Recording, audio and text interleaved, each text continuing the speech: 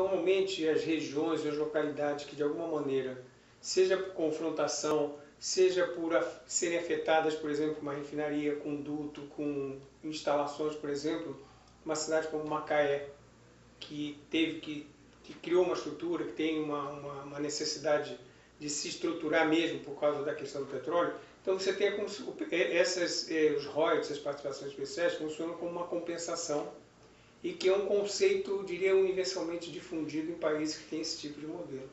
E que aqui no Brasil funciona, por exemplo, não só para petróleo. Por exemplo, você tem as hidrelétricas. O estado do Paraná recebe royalties pela usina de Itaipu. E o estado do Pará recebe royalties pela mineração de Carajás. E recebe royalties pela usina de Tucuruí.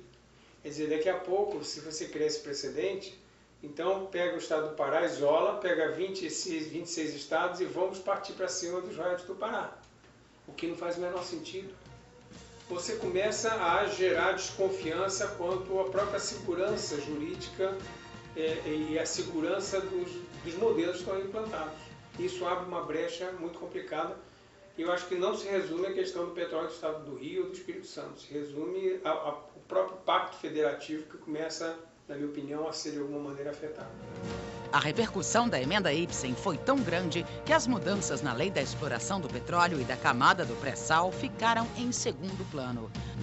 Municípios que hoje vivem do petróleo não estão preparados para se estruturar sem o dinheiro que vem da indústria petroleira. Para eles, a última esperança é um acordo no Senado.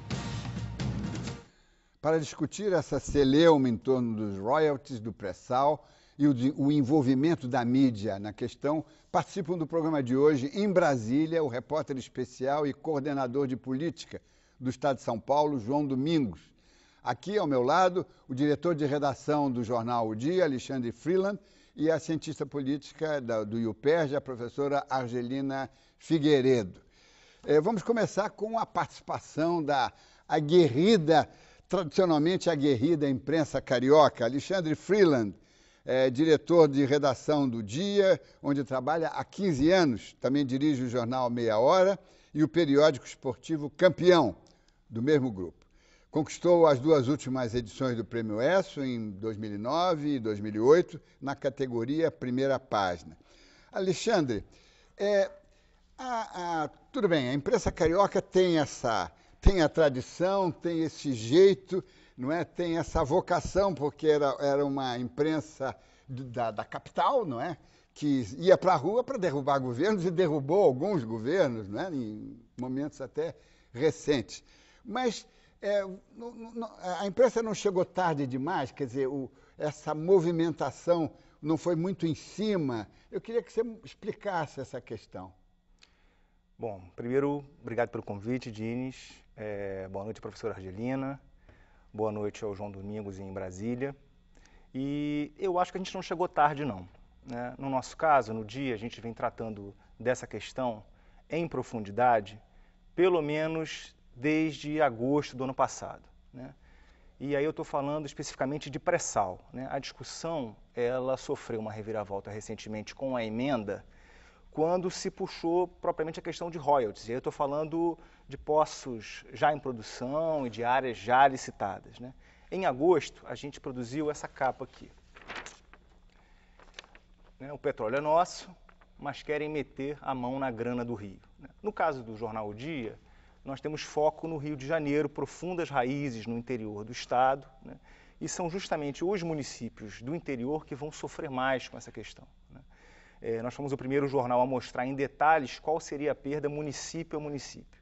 Ao mesmo tempo, a gente, como Jornal Popular, dispõe de alguns instrumentos e ferramentas que facilitam essa comunicação, né? Em resumo, a gente diz as coisas como elas realmente são, né? No dia da votação da emenda, a nossa manchete foi: deputados assaltam o Rio, né? Não foi um assalto à mão armada, mas foi um assalto, né? Então, desde agosto do ano passado, a gente vem se aprofundando nessa questão, e que não é verdade quando o deputado Ibsen diz que ela foi uma discussão superficial, né? Os conceitos são difíceis, né? Explicar o que são royalties, explicar como é que funciona essa emenda, o que é fundo de participação. Agora, é a função justamente dos jornais e da imprensa traduzir isso E acho que algumas traduções são muito simples de serem entendidas. Por exemplo, quando você explica que ao administrar o orçamento doméstico com R$2.000, de uma semana para outra você vai ter que passar a administrar com 300 ou 400, as pessoas, de uma maneira geral, vão entender do que se trata, né? E elas perceberam o que mudou ao longo dos anos nos seus municípios com essa questão da exploração do petróleo. João Domingos é repórter especial e coordenador de política do jornal Estado de São Paulo, em Brasília. Trabalhou na Folha de São Paulo, no Jornal do Brasil, no Globo, na Gazeta Mercantil. Venceu o Prêmio ESSO de Economia em 1997, juntamente com os repórteres Ribamar Oliveira e Cássia Caldeira, pela série de reportagens sobre o escândalo dos precatórios. João Domingos, a imprensa de São Paulo, que tem dois jornais de referência nacional, a imprensa foi mais cautelosa, foi mais prudente, menos aguerrida, não é? Por quê? Porque é do estilo, porque o assunto não comovia o Brasil inteiro. Qual é a sua visão aí de Brasília?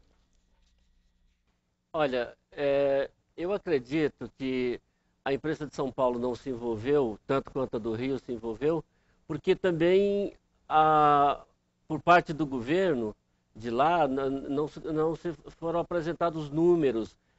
Parlamentares certamente não tiveram a movimentação que ocorreu com os parlamentares do Rio de Janeiro e que acabaram puxando também os do Espírito Santo juntos. Na verdade, eu vejo nisso aí, por exemplo, às vezes se fala em exagero da imprensa do Rio, muita apatia da imprensa de São Paulo.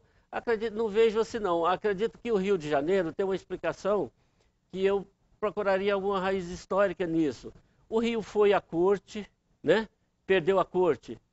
O Rio, o início do Brasil, a chegada da família real, o sentimento de nação começa pelo Rio, depois perde a corte.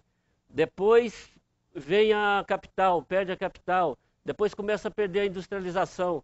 Agora começa com problemas que começa a perder sua própria paisagem, começa a perder essa paisagem que começa a ser ocupada. Então, é claro que isso aí tudo, eu acredito que as pessoas do Rio buscam, e aí fica mais fácil também para os órgãos do meio de comunicação, elas buscam então buscam ali uma saída.